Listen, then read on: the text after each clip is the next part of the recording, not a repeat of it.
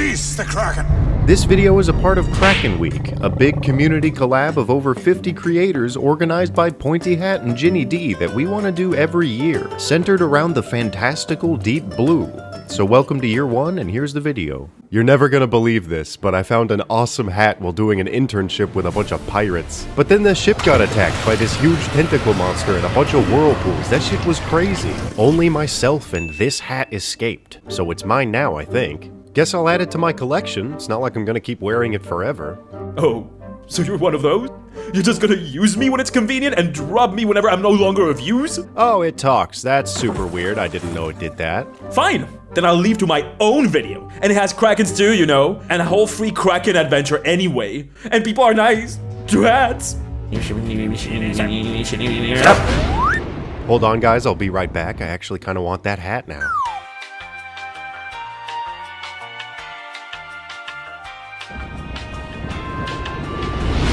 I can't really explain what just happened, but now I have a mini-me instead of a hat. I guess I'll tell you about the job. So there's this thing that sailors and fishermen do, where they drop this little ball string called a plummet down to see if they get past the shelf break. And we made it out just fine. We was fishing, I was pooping the swab deck, and we dropped the plummet again. It's supposed to go down 500 feet, and this time it went down 80. So the captain put his hand on my shoulder, started crying, and told me that it landed on a Kraken's back. Then tentacles exploded out of the ocean, and a whole island appeared. People started flying off the ship, and when the island sank back down, it created the biggest suction vortex I've ever seen, and I have not seen many.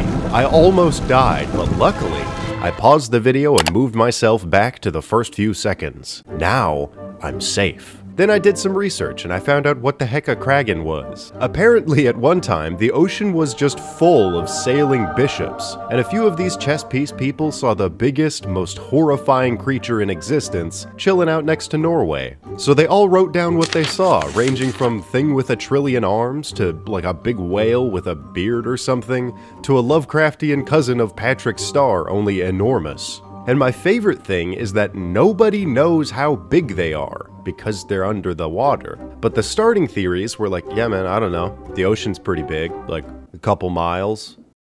What the fuck? Who taught you math? Like, these motherfuckers would have to eat whales like a koala eats eucalyptus just to keep its million tentacles from atrophying. Some of the better estimates from the silly little bishops include a mile, 200 feet long, I think the Clash of Titans one was 300 feet tall, and my favorite, half a mile long, with its back being a quarter-mile wide island when it surfaces, and tentacles that stretch up to 100 feet long. For the record, here's a scale up. Person. Tarask, Colossal Titan, San Juan Wolf from One Piece, all the Monster Hunter monsters, the Big Skeleton, half a mile long Kraken. And then there's that fucking apostle named Professor Egad who said it was as big as the whole ocean. That's a smart fellow. I think they started out like whales or giant squids, and then they get bigger as they age, with the average being somewhere around 300 to 500 feet long. Again, Tarask, Kraken. Well, that was probably about 2 minutes without talking about the stink monster from D&D. Let's get into the Forgotten Realms. This big mess of udon noodles spewing out the back of a razor-toothed snapping turtle sports the same wiry rat goatee that I had when I was like 15. I should blur it, but I won't. I got this from my dad yesterday. Here's a trigger warning right now. Boom. Practically brothers. Equally ugly. Here's a quick glow-up Riz check, and we're back in the Kraken. They look like this because of this ancient tapestry where the bearded whale faces the Hafgufa. And I really think, because their name comes from the word for driftwood with a bunch of gnarled roots and branches, that it's just like this. A tree. Fantastically disinteresting lore-wise, being almost entirely pulled from Clash of Titans, Krakens are biological weapons created by the gods to wipe out armies and cities alike. Kinda reminds me of a certain ancient weapon from One Piece. But let's see when this happened and how it played out. At the beginning of time! Add them to the pile and let's fucking move on. Christ. The war eventually ended and the Krakens shrugged off their shackles. I mean, could you even imagine creating weapons to end the war before time? And once there's a winning side and the battle stops, nobody thinks to go, like, decommission them? Imagine building 20 nukes, setting off 5 to genocide your enemy, and then letting the remaining 15 out into the ocean to live a happy life as a bomb. Irresponsible ass gods. Reminds me of real— Wait, what?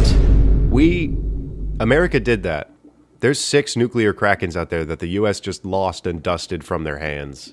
That's cool. What a world.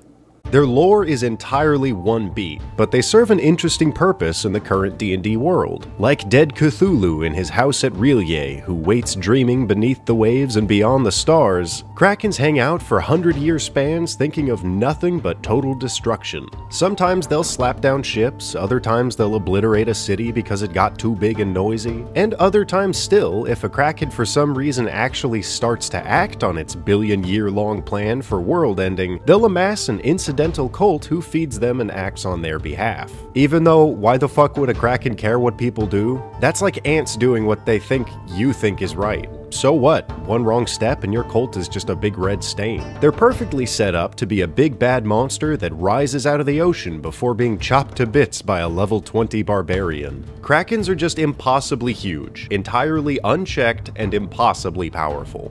But when it comes to D&D directly, fighting them is weird and kinda disappointing. For having 150 feet in size over the Tarrasque, they have 200 fewer hit points before they're dead, and almost no way to resist common attacks. I have a few things to say about them, but why don't you hear it from my true secret guest and handsome boy, DnDShorts. Okay, sure, Krakens are badass, but are they? Because Krakens might actually be the weakest, strongest monster in the game. It all comes down to one thing: legendary resistances, and the Kraken doesn't have any. That means no matter how dangerous a Kraken pretends to be with its tentacles and its lightning and its big derpy grin, in practice, it's about as dangerous as a damp kitten. In fact, a level 7 divination wizard with a portent die of just 9 or below can one-shot the Kraken with the spell Polymorph. That Kraken is now literally a damp kitten, and you can pick it up and stuff it into a bag of holding. You can cut that bag open to scatter the Kraken on the ethereal plane, or drop the bag in a city center and teleport away in what is essentially